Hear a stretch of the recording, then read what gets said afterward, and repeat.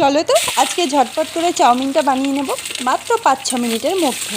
প্রথমেই তেল দিয়ে দিয়েছি, সাদা তেলটা গরম হয়ে গেলে তার মধ্যে গাজর, ক্যাপসিকাম আর বরের পছন্দের আলু সেটাকে দিয়ে ভালো করে নুন দিয়ে এটাকে একটুখানি নরম করে ভেজে নেব।